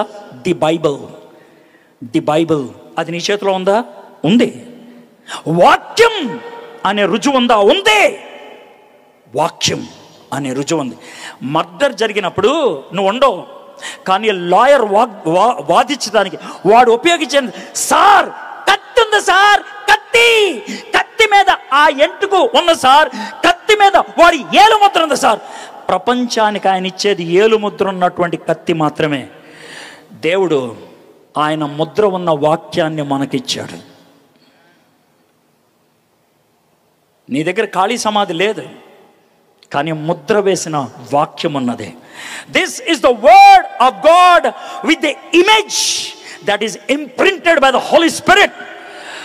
అందుకే దీన్ని మనం చూడగలుగుతాం. చూడండి ఇప్పుడు ఫైనల్గా ఏం చేశాడు. 45వ వచనం.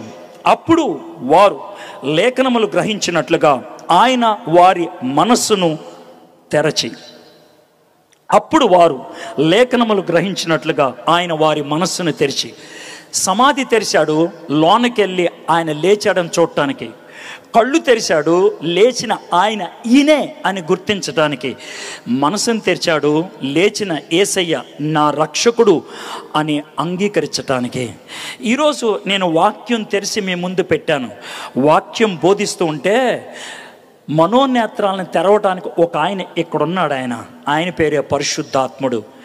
ఈ ఇహలోక దేవత మనోనేత్రాలు గుడ్డితనం కలిగించినప్పుడు ఆ పరిశుద్ధాత్ముడు తెరుస్తాడంట. అంతేకాదు, ఈ వాక్యాన్ని బోధిస్తున్నప్పుడు మీ గుండెలో మంట కలిగితే, మీ హృదయంలో బాధ కలిగితే పరిశుద్ధాత్ముడు 3 విషయాలు మీకు ఒప్పింపజేస్తాడు. ఆయన నీతిమంతుడు కాదా? నువ్వు దుర్మార్గుడు కాదా? ఆయన నీ పాపం కోసం చచ్చినోడు కాదా? అంగీకరించా అని నీ హృదయంలో ఒప్పిస్తాడు. క్రైస్తవుల్ని ఎవరు కూడా బలవంతంగా ఒప్పించరు. ఒప్పిస్తే ఆడు క్రైస్తవుడు అవ్వడు. బైబిల్ ప్రకారం పరిశుద్ధాత్ముడు ఒప్పిస్తేనే అవుతుంది. పరిశుద్ధాత్ముడు లోన్ నుంచి ఒప్పించాలి. ఒకవేళ ఎవరైనా సార్ బలవంతంగా ఈడ మతం మారుస్తున్నాడు అంటే బైబిల్ ఒప్పుకోదది. బైబిల్ ఒప్పుకోదు. బైబిల్ చెప్పేది ఒకటే, అరిస్తే అవదరా పని, కొడితే అవదరా పని, డబ్బులు ఇస్తే అవదరా పని, భయపెడితే అవదరా పని, హృదయంలో విశ్వసిస్తే అవుతుంది. అది పరిశుద్ధాత్ముడు ఒక్కడే కలిగిస్తాడు అని చెప్పి ఒక వ్యక్తి యేసు ప్రభుని అంగీకరించిన తర్వాత జరిగే 4 విషయాలు చెప్పాడు. అది చెప్పి నేను ముగిస్తాను. నెంబర్ 1, 46వ వచనం. క్రీస్తు శ్రమపడి 3వ దినమున మృతులలో నుండి లేచిననియు. మొట్టమొదటిదే నువ్వు నమ్మాల్సిందేంటి తెలుసా? యేసయ్య నీ పాపాల కోసం సిలువ మీద చచ్చిపోయాడు, 3వ దినాన్ని తిరిగి లేచాడు. మీకు వచ్చే ఒక చిన్న క్వశ్చన్ ఏంటంటే, సార్ ఆయన ఎందుకు చచ్చిపోవాలి, ఎందుకు తిరిగి లేవాలి? ఇది మాకు వచ్చేటువంటి ప్రశ్న. సింపుల్గా చెప్పాలంటే ఆయన ఎందుకు చచ్చిపోయాడనంటే దీన్ని ఎగ్జాంపుల్గా చెప్తాను. మీరు మాల్కి వెళ్ళారు, ఒక మాల్ పెద్దది, చాలా వస్తువులు కొనుక్కున్నారు. వస్తువులు కొనుక్కుంటే మీకు రిసీట్ ఇస్తారు. ఏమంటే డబ్బులు కట్టారు కదా, ఇంత పొడుగు రిసీట్ పడేయకూడదు, జాగ్రత్తగా ఉంచుకోవాలి. ఎందుకంటే మాల్లోంచి బయటికి వెళ్ళేప్పుడు గేట్ దగ్గర సెక్యూరిటీ వాడు ఉంటాడు. వాడు మీ దగ్గర సంచులు ఉన్నాయనుకో, వాడు అడిగేది ఏంటి తెలుసా? రిసీట్ ఏదైనా అడుగుతాడు. ఒకవేళ రిసీట్ మధ్యలో పోతే మిమ్మల్ని బయటికి వెళ్ళినవాడు. ఒకవేళ బయటికి వెళ్ళాలంటే ఆ సంచులన్నీ అక్కడ పడేసి వెళ్ళిపోవాలి. సార్ నేను కొన్నానంటే కుదరదు, రిసీట్ చూపించాలి. రిసీట్ చూపిస్తేనే బయటికి వెళ్ళనిస్తారు. డబ్బులు కట్టడం రిసీట్ తీసుకోవటం అయితే రిసీట్ చూపించి బయటికి వెళ్ళటం అవసరం. సిలువ మీద యేసయ్య చచ్చిపోయింది నువ్వు చేసిన పాపానికి వెల చెల్లించడం. యేసయ్య తిరిగి లేచింది నీకు ఒక రిసీట్ కాగితం ఇవ్వడానికి. ఆ రిసీట్ కాగితం పట్టుకొని వెళ్ళిపోతాను. యేసయ్య తిరిగి లేచాడు కాబట్టి ఆయన నా కోసమే చచ్చిపోయాడు. యేసయ్య తిరిగి లేచాడు కాబట్టి బైబిల్ నిజం. యేసయ్య తిరిగి లేచాడు కాబట్టి యేసయ్య దేవుడు. యేసయ్య తిరిగి లేచాడు కాబట్టి నాకు పునరుద్ధానం ఉంది. యేసయ్య తిరిగి లేచాడు కాబట్టి చస్తే నాకు ఆశ ఉంది. యేసయ్య తిరిగి లేచాడు కాబట్టి పరలోకం ఉంది. యేసయ్య తిరిగి లేచాడు కాబట్టి నా మాటకు అర్థం ఉన్నదే. One thing that proves all, the resurrection of Jesus Christ. యేసుక్రీస్తు యొక్క పునరుద్ధానం మొదటిది. రెండోది, యెరూషలేము మొదలుకొని సమస్త జనులలో ఆయన పేరట మారు మనసును పాప క్షమాపణ ప్రకటింపబడినని వ్రాయబడి ఉంది. ప్రకటించాలి. ఈరోజు నేను అదే చేస్తున్నా, ప్రకటిస్తున్నా. ఏం ప్రకటిస్తున్నా? తమ్ముళ్ళు, చెల్లాయిలు, అన్నలో, అక్కలు, మీరు ఏ మతానికి చెందిన, ఏ కులానికి చెందిన, ఏ జాతికి చెందిన, మీ కులం మారొద్దు, మీ మతం మారొద్దు, మీ జాతి మారొద్దు, మీ మనసు మారాలి. మారు మనసు. బైబిల్లో ఎక్కడ జాతి మారు, కులం మారు, మతం మారు అని చెప్పలా. అది తర్వాత నీ ఇష్టం. చెప్పింది మనసు మార్చుకోమని. It's your mind, it's your heart. ఆ మనసు మారితే యేసు దగ్గరకు వచ్చి పాప క్షమాపణ పొందుతావు. నా పాపానికి ఆయన వెల చెల్లించాడు, నా పాపానికి ఆయన వెల చెల్లించాడు. అది నీ జీవితంలో మార్పు తీసుకొస్తుంది. నా పాపానికి ఆయన వెల చెల్లించాడు. ఇది రెండోది. ఇక మూడోది, ఈ సంగతులకు మీరే సాక్షులు. నేను నా జీవితంలో జరిగిన విషయానికి సాక్షిని. బ్రీఫ్గా చెప్పాలంటే, నేను ఈ లోకరీత్యా ఒక క్రైస్తవ కుటుంబంలో పుట్టాను.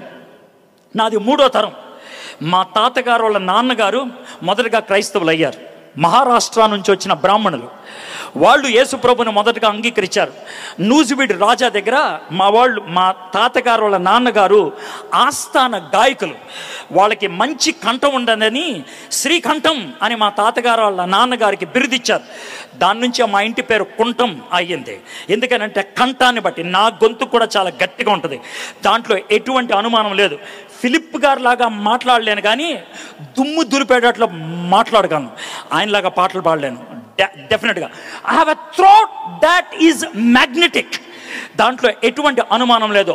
ఐరన్ టోన్ నాకు దేవుడు ఇచ్చాడు. ఎందుకంటే నన్ను ఆయన సాక్షిగా వాడుకోవడానికి ఇష్టపడుతున్నాడు కాబట్టి. అయితే సాక్షిగా అంటే ఏంటంటే, మా అమ్మ నాన్న నన్ను ఎంతో ప్రేమతో పెంచారు, భక్తితో పెంచారు. కానీ నేను గలీజ్గాడిని. ఎంత గలీజ్గాడిని అంటే, ఇంటర్మీడియట్కి వచ్చేప్పటికి నా జీవితాన్ని పాడు చేసుకోవటం మొదలుపెట్టాను. నేను గంజాయికి బానిసని, నేను డ్రగ్స్కి బానిసని. 3 సార్లు వారానికి డ్రగ్ ఎక్కకపోతే నా కడుపు తిప్పేది, నాకు తల తిప్పేది, నా మైండ్ నాలో ఉండేది కాదు. కాబట్టి నేను ఏ పని చేయడానికైనా ఇష్టపడేవాడిని. మా అమ్మగారి పెళ్లి చీర దొంగతనంగా తీసుకెళ్లి 20 రూపాయలకి తాకట్టు పెట్టాను ఒకరోజు గంజాయి కోసం. That's my life. అలాంటి పరిస్థితుల్లో గుంటూరులో కెసినో బార్ అండ్ రెస్టారెంట్ ఉండేది. 3 చోట్ల గుంటూరులో కెసినో బార్ అండ్ రెస్టారెంట్. హైదరాబాద్లో శ్రీదేవి, హైదరాబాద్లో దివాంచి, సికింద్రాబాద్లో శ్రీదేవి. 3 చోట్లే బార్ అండ్ రెస్టారెంట్ ఉండేది అప్పట్లో, విత్ క్యాబరే. క్యాబరే అంటే ఏంటి తెలుసా? రాత్రి 9 నుంచి 11 గంటల దాకా, వారానికి 2 రోజులు, శని ఆదివారం, అమ్మాయిలు అబ్బాయిలు వచ్చి బట్టలిప్పి కొంతమంది డ్యాన్స్ చేస్తారు. ఆ మైకంలో మందు కొడతారనమాట. ఆ విధంగా మేల్ డాన్సర్గా బట్టలిప్పి డ్యాన్స్ చేసేవాడిని. అది నా లైఫ్. అక్కడి నుంచి వచ్చాను నేను ఇక్కడికి. అలాంటి పరిస్థితిలో నిరుత్సాహంతో ఆత్మహత్య చేసుకుందాం అనుకున్నప్పుడు నా మిత్రుడు నన్ను ఆపి నాకు యేసే గురించి చెప్పాడు. ఆ రోజు నేను మారు మనసు పొందాను. ఆ రోజు నేను యేసేని నా సొంత రక్షకుడిగా అంగీకరించాను. ఆ రోజు నా జీవితం మారింది. అందుకే ఈరోజు మైక్ పట్టుకొని నేను మాట్లాడుతున్నాను. నాకు డబ్బులు ఇవ్వడం, నేను పేరు కోసం తాపత్రయపడే సెలబ్రిటీని కాదు. మీ మధ్యన కూర్చున్నాను. ఇప్పుడు దాకా నేను మీ మధ్యన కూర్చున్నా. హోటల్ నుంచి నేను నడుచుకుంటూ వచ్చా, టెక్కలంతా తిరిగి. నా కోసం పెద్ద ఫిట్టింగ్ ఏం పెట్టలా, అవసరం లేదు నాకు అవి. నా బ్రతుక్కు వాల్యూ ఇచ్చేది నా మారిన జీవితం. దానికి నేను సాక్షిని. That's my witness. అది మీరు నాకు సాక్షులు. యేసయ్య అడుగుతున్నటువంటి మాట ఏంటి తెలుసా? నాయనా, నన్ను ఈ లోకం దేవుడో కాదో అని ప్రశ్నిస్తుందయ్యా.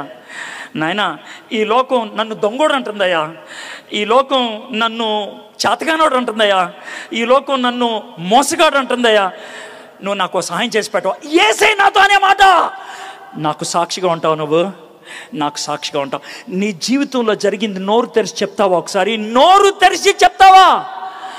చెప్తాను యేసయ్య, కానీ నా మాటలు నమ్ముతారు లేదో నాకు తెలుసయ్యా. నీ మాటలు నమ్మరని. నువ్వు చెప్పు. నువ్వు చెప్తే మరి నేను చెప్తే ఏమవుద్దయ్యా? చూడు 49వ వచనం. 40, ఇదిగో నా తండ్రి వాగ్దానం చేసినది మీ మీదకు పంపుచున్నాను. మీరు పైనుండి శక్తి పొందు వరకు పట్టణంలో నిలిచి ఉండడని వారితో చెప్పాను. దేవుడు ఏమన్నాడు తెలుసా? నువ్వు నాకు సాక్షిగా మాట్లాడు. నువ్వు మాట్లాడిన మాటలు తీసుకొని పరిశుద్ధాత్ముడు వారి హృదయాల్లో ఒప్పింపచేస్తాడు. ఈ రాత్రి ఎవరి హృదయాన్ని అయితే పరిశుద్ధాత్ముడు సిద్ధపరిచాడో, ఎవరైతే ఈ మాటలకు హృదయంలో నొచ్చుకున్నారో, ఎవరైతే ఈ రాత్రి నాకు యేసయ్య కావాలి అని కోరుకుంటున్నారో, దానికి కారణం నేను కాదు, పరిశుద్ధాత్ముడు. నేను ఒక సాక్షిని మాత్రమే. నేను ఒక సాక్షిని మాత్రమే. ఫ్రెండ్స్, స్ట్రైట్ అవే అడుగుతున్నాను, ఈ రాత్రి నువ్వు యేసుప్రభుని సొంత రక్షకుడిగా అంగీకరిస్తావా? సార్, యేసుప్రభుని అంగీకరిస్తే చావు రాదా? వస్తుంది. కానీ చావు అంటే ధైర్యం ఉంటుంది. ఎలా సార్? మా ఇంట్లో జరిగిన చిన్న సన్నివేశం చెప్పి నేను ముగిస్తాను. మా పెద్ద పాప పేరు షారన్. అది 5 ఏళ్ళప్పుడు జరిగిన విషయం ఇది. మా ఇంటికి 2 ఇళ్ళు అవతల ఇంకో ఇల్లు ఉండేది. ఆ ఇంట్లో షారన్ వయసులో ఒక పాప ఉండేది. ఆ పాప మా షారన్ ఆడుకుంటూ ఉండేవాళ్ళు. అయితే ఒకసారి వాళ్ళ అమ్మగారు గర్భవతి అయ్యారు. ఆ పాపకి తమ్ముడో చెల్లో పుడతాడు. వాళ్ళ మమ్మీ హాస్పిటల్కి వెళ్ళింది. ఈలోగా ఫోన్ వచ్చింది, ఆ అమ్మాయికి చెల్లి పుట్టిందని. మేమంతా నవ్వుకున్నాం. షారన్, నీకు ఇంకో ఫ్రెండ్ చెల్లి పుట్టింది అని మేము సరదాగా మాట్లాడుకుంటున్నాం. పావుగంటలో మళ్ళీ ఫోన్ వచ్చింది. ఏమనంటే ఆ అమ్మ చచ్చిపోయిందని. చాలా బాధతో మేము గబగబా ఆటోలో వెళ్ళాం. వెళ్ళి చిన్న పాప అది ఏడుస్తుంది. అమ్మను పడుకోబెట్టారు. అందరూ అరుస్తున్నారు, ఏడుస్తున్నారు, రకరకాల మాటలు అంటున్నారు. 1 గంట సేపు గడిపిన తర్వాత వెనక్కి వచ్చేస్తున్నాం. ఆటోలో వస్తున్నాం. నా వైఫ్ ఇక్కడ కూర్చుంది ఆటోలో, నేను ఇక్కడ కూర్చున్నా. మా ఇద్దరి మధ్యన షారన్ ఉంచింది. షారన్ తను పడిపోతానేమో అన్నట్లు ఈ కాల్ని పట్టుకుంది. తొడ మీద చెయ్యి పెట్టింది. దానికి చిన్న చెయ్యి పెట్టి 2-3 సార్లు ఇలా కొట్టింది. నాకు తెలుసు అది ఆటో కుదుపుని బట్టి కాదు. ఇలా కొడితే ఇలా చూశాను. షారన్ నన్ను చూడనట్లు మళ్ళీ తలక ఉంచుకుంది. 2 సార్లు తర్వాత, మమ్మ షారన్ ఏంటమ్మా అన్న. పప్ప అని కింద కొంగమంది. వంగితే చెవులో, పప్ప చచ్చిపోవటం అంటే ఏంటి? 5 ఏళ్ళ అమ్మాయి చచ్చిపోవటం అంటే ఏంటి అని అడిగింది.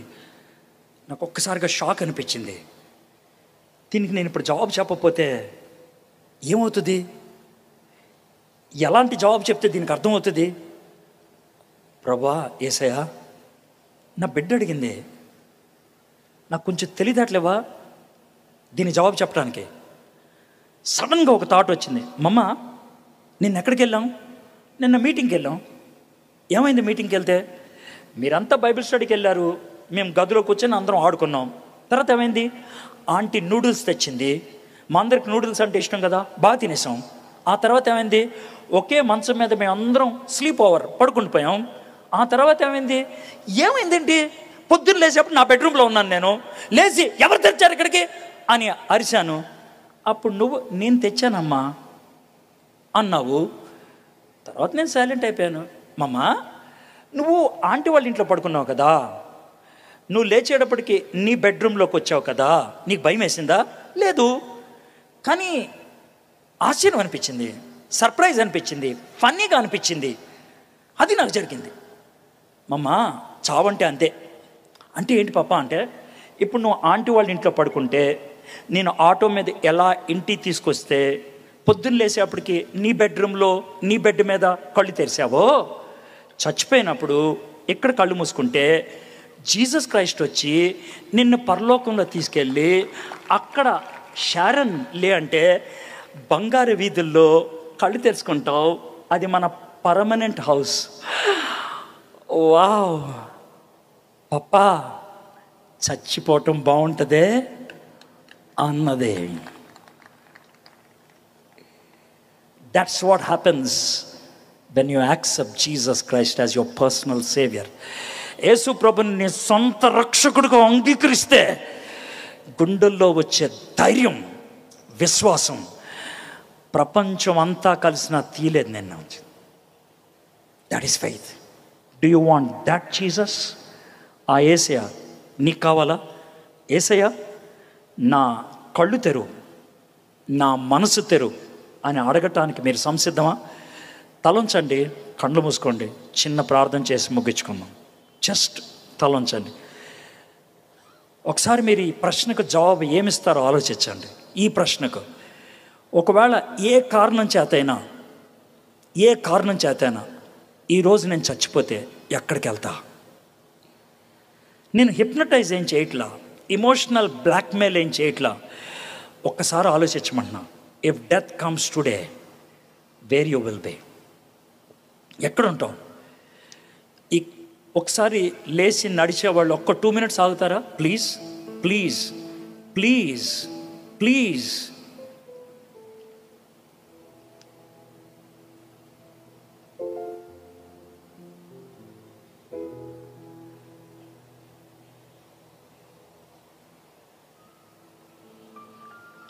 ఒకవేళ ఈ రాత్రి ఎక్కడికి వెళ్తానో తెలియదు అనుకుంటే ఏసయ్యని మాట అడగండి. ఏసయ్య, వాళ్ళ కళ్ళు తెరిచావంట, ఈయన చెప్పిన మాటలు నాకు అర్థమయ్యేటట్లు చేయవా?